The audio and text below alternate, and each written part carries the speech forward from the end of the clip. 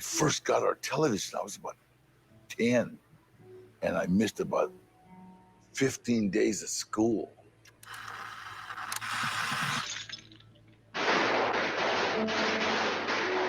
Growing up, he's always loved Westerns. And if you love Westerns, you love John Wayne. When I was 12 years old, I found out John Wayne was an actor. And that was a real shock to me because we thought that the Duke was a historical figure. When my kids were little and John Wayne came on the screen, I'd say, stand up, this is John Wayne. And they would actually like stand up and we would all salute John Wayne. He's like, that's the Duke. You have to salute the Duke. He always had these great sayings. Life is really tough. It's even tougher if you're stupid. Danny Trejo, you are our John Wayne. Come on, y'all. Come on, y'all. Come on, y'all. The slant? Yeah, but isn't this the unplugged version? I don't know. I think it's the unplugged version. All right, Paulie, let's go. Paulie here, back on the Latino Slant. Very special review I'm going to do today on this video. And a reminder, if you see this and it's before November 22nd, mark it that Danny Trejo is going to be live with us on Midnight's Edges channel, 9 a.m. Pacific time, November 22nd. Danny Trejo is going to be with us. So it seemed it seemed the right thing to do to watch this documentary, which is called Inmate #1, The Rise of Danny Trejo. Came out in 2020. It's about an hour and 50 minutes. And this is where I will tell you right now, this is a documentary where I wanted it not to end. I wanted more of Danny. And yet he gave us so much in this documentary, as well as his family and his friends, that it's still something that I'm processing, something I'm very emotional and on some levels very close to. So let's break it into three parts. The first part being Danny's childhood and upbringing. He grew up in a suburb, a very not even a suburb. It was just a I would say outside the Los Angeles city limits of a town called Pacoima. And back then it was very rural and a very depressed area, especially for Mexican Americans. And he had a tough upbringing in the sense that being an addictive, an alcoholic mind, he was addicted to heroin at the age of 12. And one of the things you get, which I did not know, was the connection he had to his uncle, Gilbert Trejo, who showed him the gangster way, who he was very close to. And they talk about his relationship with Gilbert throughout the documentary. And honestly, Danny, there isn't anything that Danny's not honest about. And it's something that we just need more of. We need more Danny Trejos. So he was always a kid that was, the big personality, pleasing people, and wanted people to like him. And but as an early teenager, he was already kind of getting into trouble, running with the wrong crowd, and started his early life of being a thief. Now, this was in the, I want to say, the 50s in San Fernando Valley, which was a tough part of town. And he ran into a lot of different characters.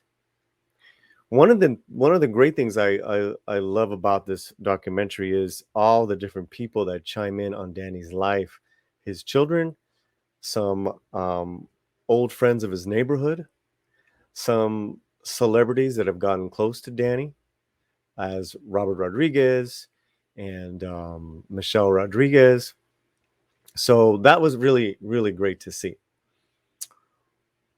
He started doing time, and then it just kind of he would go in and out. Finally, on this one robbery where he had to do, I believe, like 4 to 6 years or 6 to 10, I'm not quite sure. And that's when he was elevated into the big time, like the big house. San Quentin, Folsom, Tracy, Vacaville. He did all those infamous prison times, and in there, he learned how to be a boxer. And in fact, his uncle Gilbert taught him how to be a boxer as well. And so that's really what saved him as far as his life in prison and not getting into too serious of trouble and never getting himself killed. So that was fascinating. And he was so good. He was like a champion boxer in a lot of those bouts. And it was prison boxing, but nonetheless it was boxing. There was a particular incident in prison where there was a raid or a riot where there was violence against some of the guards, and it was assumed that Danny had injured one of the guards with a head blow. So they had put Danny in the hole in solitary, and it was there that Danny had an epiphany, and he asked God that I will do whatever you want me to do. I will help the other person, every day of my life in here. I will help he said it, I will help the other prisoner, the other person. So he got a stroke of luck, and the guard couldn't identify him. So in 69, he got out, he got sober. And I want to stop there because up until that point, he had a real, rocky relationship with his parents. When he got out, he had nowhere to live. So he asked his mom if he could live with her. And there's a great moment in the doc where he says, when I knocked on the door, my mother, she opened the door, but she didn't open, she kept the screen door locked. So that's kind of the launching pad of what I see the second part, like the 20 years of where he's just really just getting his life together. And there's a couple things that happen during these 2 decades. He becomes a drug counselor. He's really active in the program, being of service, just like, literally from driving other alcoholics to meetings to just being given of his time. That's one thing that really kind of just gives him purpose.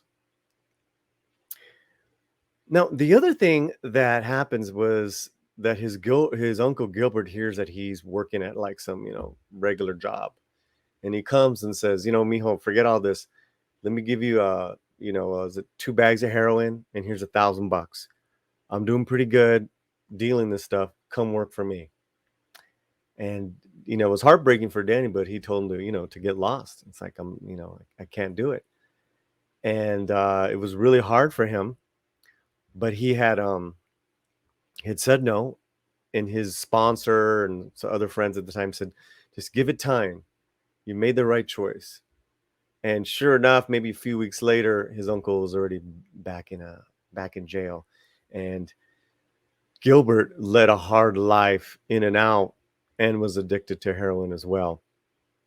So what's really striking are the footages that you see of Danny growing up and his resemblance to Gilbert, to his uncle. Even down to the bulkiness, the muscles and all that fierce, angered look was something else. Excuse me. Now, in the late 80s, he was consulting and being of service, and there was someone, either he was on the set or one of the actors, Runaway Train. And they said, Danny, you got to come here, man. I need help. I need someone to help me because there's this literally too much blow in and around the set. I cannot deal with all this cocaine. So he went there to help a brother out. And because of his look, someone says, hey, you want to be an extra? You know, there's these guys playing, you know, prisoners, these actors, you know, and sure enough, that was the beginning of kind of like part 3, which is the real, you know, the Hollywood rise of Danny Trejo.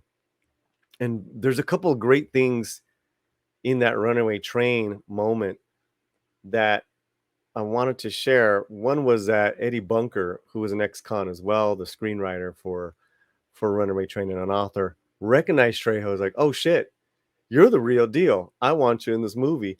Bunker, from that point to about Bunker's death in 05, was Trejo's just advisor, his guru, his mentor on how to deal with Hollywood, and was given great you know lines of knowledge. One of the things was that, listen, these guys play make believe, but you scare them because you are the real thing. So, you know, lighten up.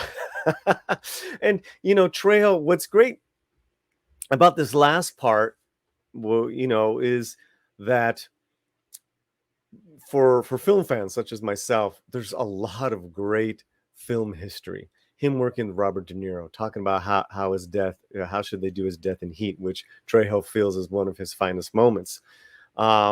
To working with, like I said, in a Runaway Train, and teaching Eric Roberts how to box, to becoming the lead, the number one, not inmate, but the number one on your calling sheet, your cast sheet. I forgot what it's called, but on the call sheet, that's it. Your call sheet.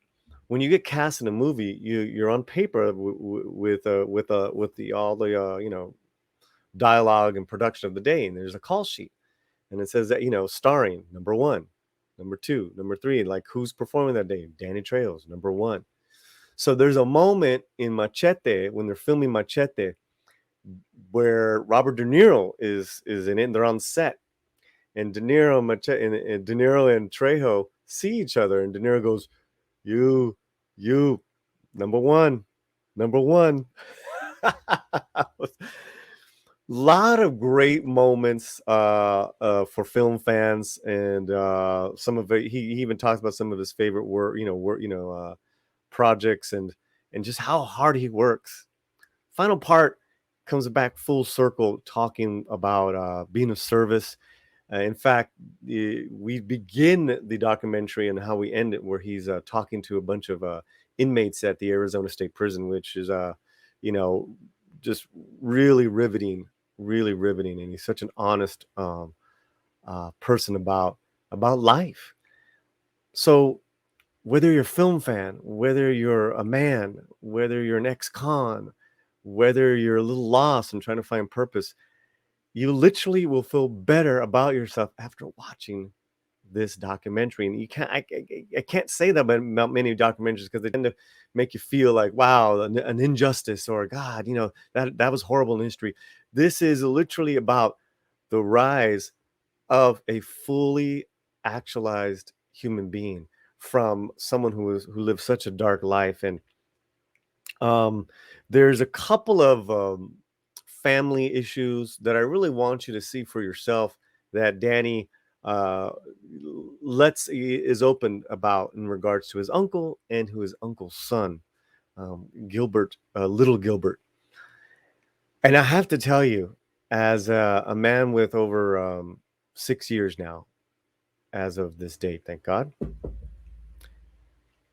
and my family's bout with alcoholism, there's just a lot I related to. A lot of my uncles and cousins that are not with me, not with the family, because they're either OD'd in prison, or died from just just that life. And it It is really riveting. This documentary is riveting. I teared up a couple times. I got very emotional, and I did not want it to end. And this was a couple of years ago. Came out, let's say, mid 2020, a year and a half. So it's fascinating. And I will also say the children and his children and what they have to say about his father is just as riveting as well. Gilbert Trejo, another Gilbert Trejo, his son was the executive producer on this as well. Donald Logue, who's an actor in the business, you might have seen him in a lot of projects. They're very close, and they're also our 12 steppers. When Donald wrote the prologue to Danny's latest autobiography, and he's in this. And I'm going to leave you with this. When describing alcoholism or your addiction, Donald said this about, and not just Danny's, but as far as being an addict, it's like a warm blanket at first, and then it becomes a blanket that strangles you. Danny has risen from that to where he was the number one inmate number one on call sheets, to where he became the number one movie star, the first Chicano action star, Machete and other work. So I highly recommend this documentary. You can get it online, streaming and various services. Support Danny and all his philanthropic work. Go to DannyTrejo.com. Thank you, Danny, for your life and for your continued hard work and for this documentary. We'll see you next time. Paz y dale gas. Come on, y'all. Come on, y'all. Come on, y'all. The slant, yeah, but isn't this the unplugged version? I don't know. I think it's the unplugged version. All right, Paulie, let's go.